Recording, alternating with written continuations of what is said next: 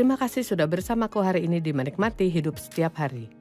Saudara tahu salah satu hal yang menyebabkan kita tidak menikmati hidup adalah jika kita mengizinkan emosi menguasai kita. Dan hari ini kita bersikap begini dan bersikap berbeda di esok harinya. Saya sering menyebut diri Kristen Yoyo, saya akan merasa semangat satu hari dan esoknya lemah, semangat hari ini dan besok lemah. Saudara tahu tidak semua kita lahir stabil, beberapa orang lebih dikuasai emosi dari yang lain. Dan jika demikian terjadilah, ini jadi bagian dari sifatmu. Tapi saudara perlu belajar untuk tidak ambil keputusan penting berdasarkan emosi. Dan tidak izinkan mereka menguasaimu. Saya ingin katakan, biarkan emosi mereda, lalu putuskan. Amsal 25 ayat 28. Berkata orang yang tak dapat mengendalikan diri adalah seperti kota yang roboh temboknya. Wah, dengan kata lain, tanpa kestabilan segalanya akan berantakan. Nah, beberapa orang butuh ini lebih dari yang lain.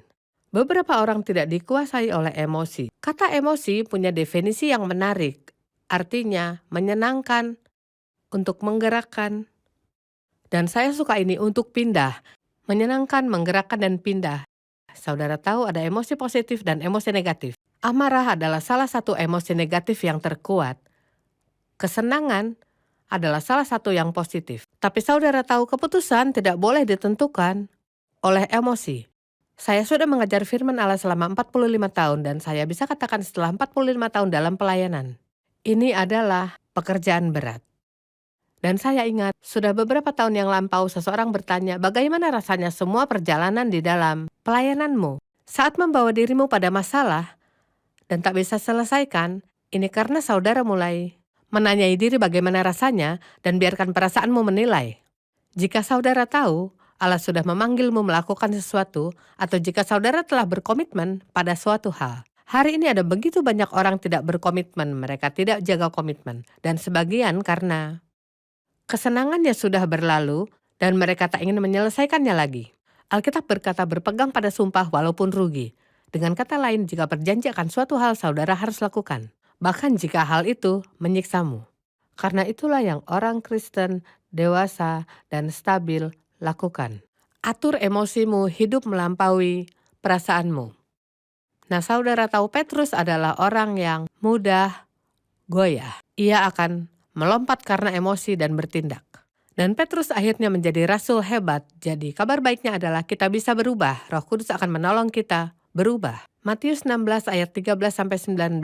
Setelah Yesus tiba di daerah Kaisarea Filipi, ia bertanya kepada murid-muridnya, kata orang siapakah anak manusia itu? Jawab mereka, ada yang mengatakan Yohanes Pembaptis, ada juga yang mengatakan Elia, ada yang mengatakan Yeremia atau salah seorang dari para nabi. Lalu Yesus bertanya kepada mereka, siapakah aku ini? Maka jawab Simon Petrus. Petrus selalu memiliki jawaban. Ia salah satu yang pertama menjawab. Engkau adalah Mesias, anak Allah yang hidup.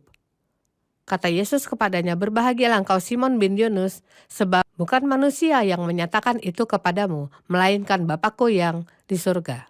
Dan aku pun berkata kepadamu, engkau adalah Petrus, dan di atas batu karang ini, batu karang yang dibicarakannya bukanlah Petrus sendiri, tapi iman yang Petrus miliki pada anak Allah.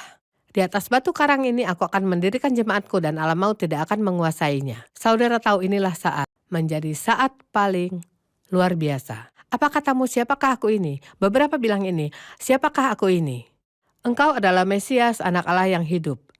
Dan kata Yesus, di atas batu karang ini aku akan mendirikan jemaatku dan alam maut tidak akan menguasainya.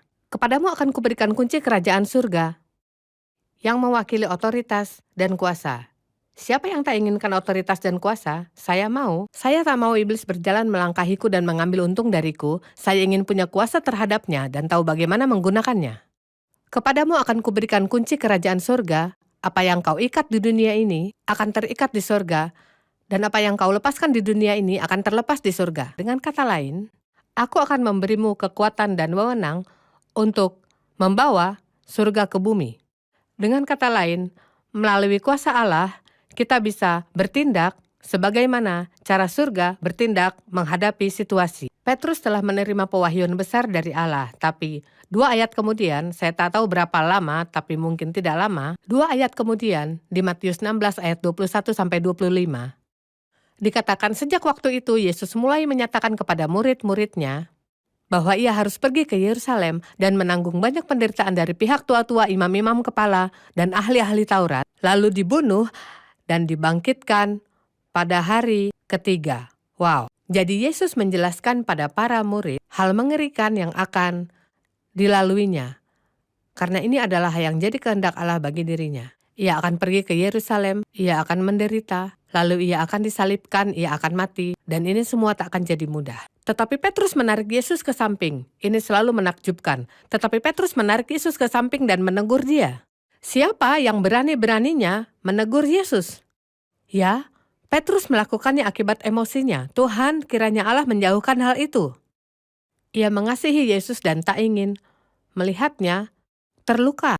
Maka Yesus berpaling dan berkata kepada Petrus, kata Yesus, enyahlah iblis. Ya, ia tak sesungguhnya memanggil Petrus iblis, tapi ia tahu iblislah yang berusaha bekerja lewat Petrus untuk membuatnya tidak melakukan apa yang Allah inginkan ia lakukan. Dan kuberitahu, saudara harus selalu mengingat bahwa bahkan mereka yang mengasihimu dapat dipakai oleh musuh untuk berusaha menyelewengkanmu dari apa yang kau percaya sebagai panggilan Allah. Mengapa? Allah bicara padamu, bukan kepada mereka. Jadi mereka tak punya iman yang sama dengan saudara tentang hal yang ia ingin saudara lakukan. Yesus berpaling dan berkata kepada Petrus, enyahlah iblis, engkau suatu batu sandungan bagiku. Sebab engkau bukan memikirkan apa yang dipikirkan Allah, melainkan apa yang dipikirkan manusia. Lalu Yesus berkata kepada murid-muridnya, setiap orang yang mau mengikut aku, ia harus menyangkal dirinya. Pikul salib mereka dan ikutlah aku. Ya, bagian dari menyangkal diri dan memikul salib ini adalah melakukan hal sulit. Sangkal dirimu, pikul salibmu, dan ikut aku. Barang siapa mau menyelamatkan nyawanya, kehilangan nyawanya. Tetapi barang siapa kehilangan nyawanya, karena aku akan memperolehnya. Ia berbicara tentang hidup saudara. Jika saudara ingin hidup nyata yang bisa berujung sangat indah, maka keinginan diri harus dimusnahkan. Dengan kata lain, ini bukan tentang keinginanku, namun keinginan Allah. Saudara tahu Yesus saat ia di Taman Getsemani, dalam penderitaannya, di mana ia berdoa sungguh-sungguh hingga peluhnya jadi titik-titik darah. 3 kali di mana ia kembali pada Allah dengan doa sama. Bapa, jika engkau berkenan, jauhkan cawan ini dariku, namun biarlah kehendakmu jadi, bukan kehendakku. Tak sekali, tak 2 kali, namun 3 kali.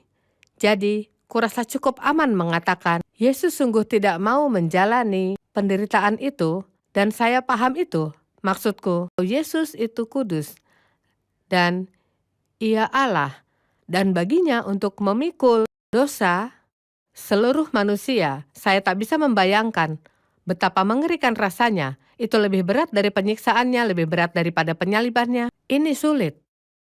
Allahku, Allahku, mengapa engkau meninggalkan aku? Ada sedikit saat di mana ia merasa ditinggalkan meskipun ia melampaui perasaannya. Kita harus berjalan berdasarkan pengetahuan, bukan perasaan.